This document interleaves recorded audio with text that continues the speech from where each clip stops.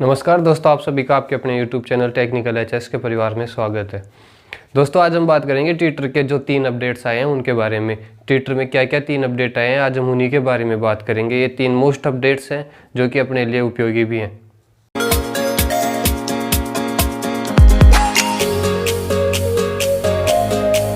तो दोस्तों इसमें जो सबसे पहला अपडेट वो है कि 2 फैक्टर ऑथेंटिकेशन के लिए अब मोबाइल नंबर की ज़रूरत नहीं पड़ेगी। आप भी जानते हो जैसे फेसबुक हुआ, व्हाट्सअप हुआ, इनमें 2 फैक्टर ऑथेंटिकेशन जैसे ईमेल में वो मोबाइल के द्वारा होता है कि जैसे अपन पहले अपना पासवर्ड लगा देते हैं, उसके बाद अपने मोबाइल नंबर पर मैसेज आता है, OTP आता है, वो अपन को डालना पड़ता है। जो भी कोड भेज जाता है वो डालते हैं, उसी के बाद अपना लॉगिन होता है। ट्विटर इसमें मोबाइल नंबर की आवश्यकता नहीं होगी, ऐसा काम कर रहा है क्योंकि ट्विटर है जो इस वैसे तो ये जो 2 फैक्टर ऑथेंटिकेशन है वो इसी वर्ष में इंट्रोड्यूस किया गया था ट्विटर के अंदर, लेकिन ट्विटर है जो अब इसको हटा रहा है। इसके अलावा हटा नहीं रहा, लेकिन इसके अलावा 2 ऑप्शन और अपने को दे रहा है। तो यदि आपने अपना मोबाइल नंबर दे रखा है तो आप उसको हटा सकते हैं। कैसे? पहले आप जाओ ट्विटर की सेटिंग में जाकर आप जाओ प्राइवेसी में जाकर आप कहाँ पे जाओगे?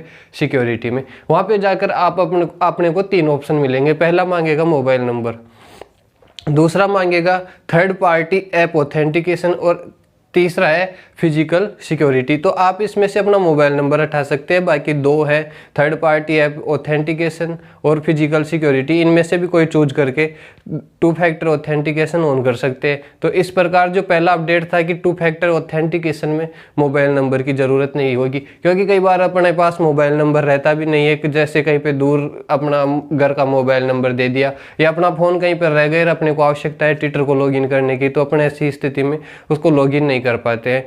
इसलिए अब ज़रूरी नहीं है कि ट्विटर में मोबाइल नंबर से ही 2 फैक्टर ऑथेंटिकेशन लगाएं। 2 बाकी जो अन्य ऑप्शन है थर्ड पार्टी ऐप ऑथेंटिकेशन और फिजिकल सिक्योरिटी, इन दोनों में से कोई सा भी लगा सकते हैं। इसके बाद जो ट्विटर के अंदर दूसरा अपडेट क्या है? दूसरा अपडेट ये आया है कि अपन यदि किसी के ट्वीट पर रिप्लाई करते हैं और अपने ट्वीट पर जो अपन ने जो रिप्लाई किया है, यदि अपने रिप्लाई पर भी रिप्लाईज आते हैं तो अपन उन रिप्लाईजों को हाइड कर सकते हैं। उन रिप्लाईजों को हाइड करने के बाद उन पर क्या आ जाएगा? उन पर एक ग्रे आइकॉन आ जाएगा। तो अन्य यूजर्स उस ग्रे आइकॉन पर क्लिक करके ही अपने रिप्लाईज को देख सकते हैं, अन्यथा वो सीधा अपने रिप्लाईज शो नहीं करेगा। तीसरा जो सबसे मेन इंपॉर्टेंट अपडेट है वो ये है कि अपन अपनी फ्यूचर पोस्ट के लिए अब एक प्रकार से शेड्यूल निश्चित कर सकते हैं। जैसे कि अपने को इस डेट को इतने बजे अपने को ये ट्वीट करना है, तो अपन आज ही इस ट्वीट को इतने बजे करना है, तो उसको अपन सेट कर सकते हैं, वो शेड्यूल अपन सेट कर सकते हैं।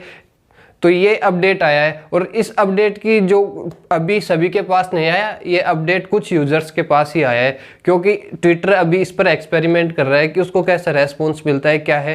तो ये अपडेट जल्दी ही एक्सपेरिमेंट के बाद सभी के पास आएगा और इसको अपन बॉटम में 3 डॉट मेन्यू पर क्लिक करके यूज कर सकते हैं। इस प्रकार ट्विटर के 3 क्या आ गए?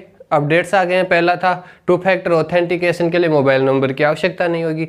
दूसरा क्या था कि अपने ट्वीट पर अपन ने किसी के ट्वीट पर रिप्लाई किया और अपने रिप्लाई पर भी रिप्लाईज आए तो अपन उनको हाइड कर सकते हैं, जो कि एक ग्रे आइकॉन के रूप में शो होगा। और उसके बाद तीसरा था कि अपन अपनी फ्यूचर पोस्ट को एक शेड्यूल कर सकते हैं एक निश्चित टाइम के लिए। नई घोषणा ये की है कि 11 दिसंबर तक जो भी अपने ट्विटर अकाउंट को लॉगिन नहीं करेगा उनका ट्विटर अकाउंट बंद कर दिया जाएगा। जिनके पास लास्ट 6 मंथ से जिन ट्विटर अकाउंट्स पर कोई भी एक्टिविटी नहीं हुई है, जिन्होंने अपना ट्विटर अकाउंट लॉगिन ही नहीं किया है 6 महीने से, उनका ट्विटर अकाउंट बंद कर दिया जाएगा और जो यूजर नेम है वह अन्य को दे दिए जाएंगे। इसके लिए ट्विटर ने पहले ट्वीट करके बता दिया और साथ में उसने ये भी कहा है कि इसके लिए वो वार्निंग ईमेल्स भेजेगा। ट्विटर में अपन ने जो भी ईमेल दे रखी है उन पर वार्निंग ईमेल्स आएंगी। तो जो भी अपन ने लास्ट 6 मंथ से जिन्होंने भी लॉगिन नहीं किया वो लॉगिन कर ले, अन्यथा उनका अकाउंट बंद हो जाएगा।